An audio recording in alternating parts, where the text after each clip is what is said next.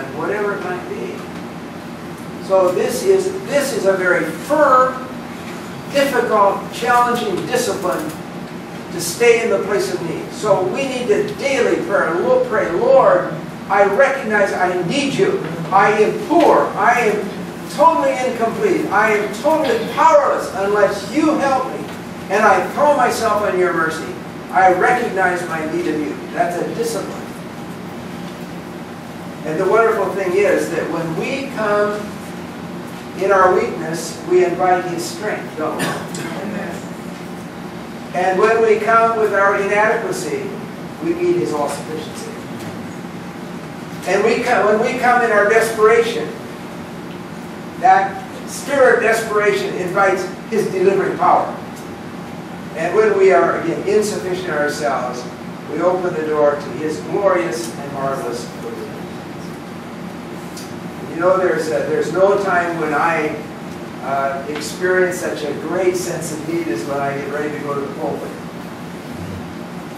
And it's not how big the crowd might be, you know. It's I just when I prepare to preach, it's just with a cry in my heart, oh Lord, will you somehow help me? And how many sermons? I have no idea how many sermons I preached. I do remember that when I retired from the church after 33 years, my son said, I would like to see where the church has kept all the cassettes. We used to do cassettes, now it's all CDs, but you know those little cassettes? So we went up into sort of the archive room, we started pulling out these drawers, and here are these cassettes. Every one was a sermon that I preached. I mean, there were drawers of them. And that was only for part of the 33 years. And I looked at those and I thought, you know what? Every one of these represents time in prayer, represents time in study. You know, and look how many I have preached. And this is only just a small part of the total I have for all the years that I've been through. But I don't care how many sermons I preach, I always have, that when I am where I should be, I have this great sense of need. Lord, unless you come, unless you anoint this word, unless you prepare people's hearts, nothing of eternal significance is going to happen. I am totally dependent upon you. So there's no time when I have such a great sense of need as when I am going to the pulpit. Martin Luther said, listen to this, said, although I am old and experienced in speaking, I tremble whenever I ascend the pulpit. I'll give it to you again. Although I'm old and experienced in speaking, I tremble whenever I ascend the pulpit. And I have been to Wittenberg, Germany, and I have stood in the pulpit where Martin Luther preached, although the pulpit has been changed. But he was an incredible preacher, as you know. John Stott, an Englishman who is known around the world as a great preacher in the English world, says that seldom, if ever, do I leave the pulpit without a sense of partial failure, a mood of penitence, a cry to God for forgiveness, and a resolve to look to Him for grace to be better in the future. Great confession. So that's the first discipline, to stay in the place of need. And again, I hope you are tracking with me. I hope that you are looking below the surface a little bit. Because usually we talk about spiritual discipline, we talk about prayer, we talk about witnessing, we talk about Bible study, we talk about tithing. All of those things are absolutely essential. These are disciplines of the Spirit, you see. And if these disciplines are in place, then the Bible reading, the prayer, and the tithing, and everything else will flow. See? So we're going a step deeper, I think, than the typical discussion we have about spiritual disciplines. These are the disciplines of the heart. These are disciplines of the Spirit. Okay, the second one is this.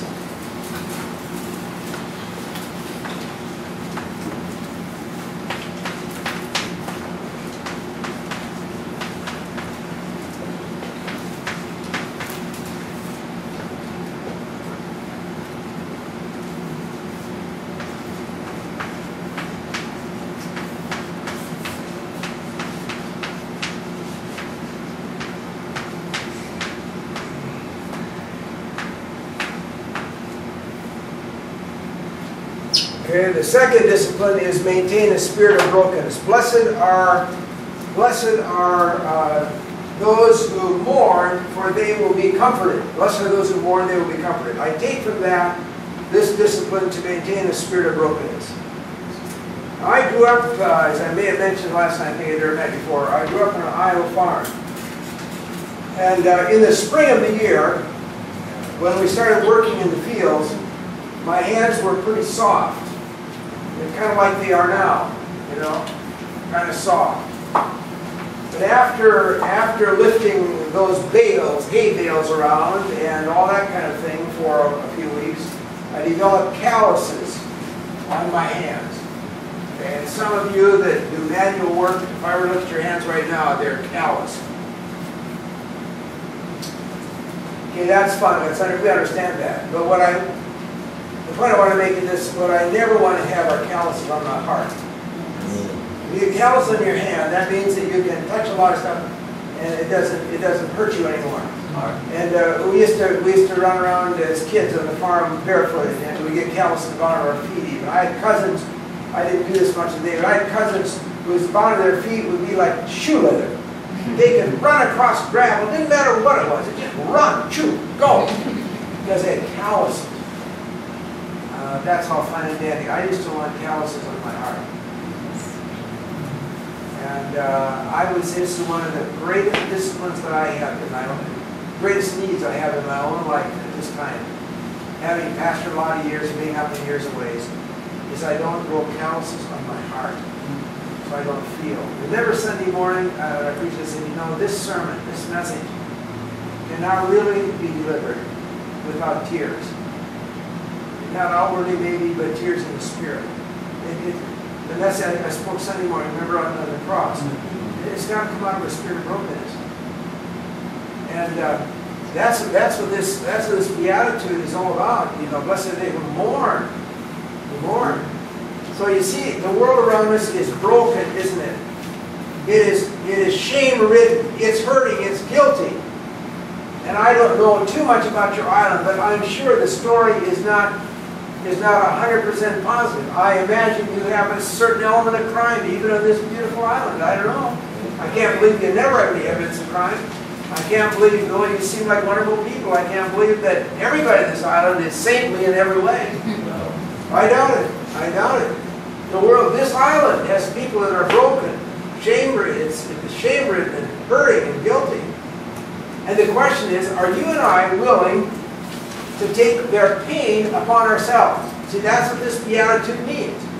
Are we willing to take upon ourselves the pain of a broken and hurting world? So I've got problems enough of my own. Well, if you say that, you really need this discipline. And all of us do. All of us do. And this is what Jesus did. You know, he took on himself the sin, the shame, the brokenness, the ugliness of the whole world. And so you have that cry from the cross I spoke about Sunday morning. The Lord has laid on him the iniquitous of all. God made him who had no sin to become sin, so that in him we might become the righteousness of God. And so the challenge is that you and I become an incarnation of Jesus Christ in this sense, that we are willing to take upon ourselves the pain and the hurts of a needy and broken world around us. And may Jesus help us. May Jesus help us to feel what he felt when he looked at a broken world. Again, I don't know. This is a tough one for me. Oh, I'll tell you.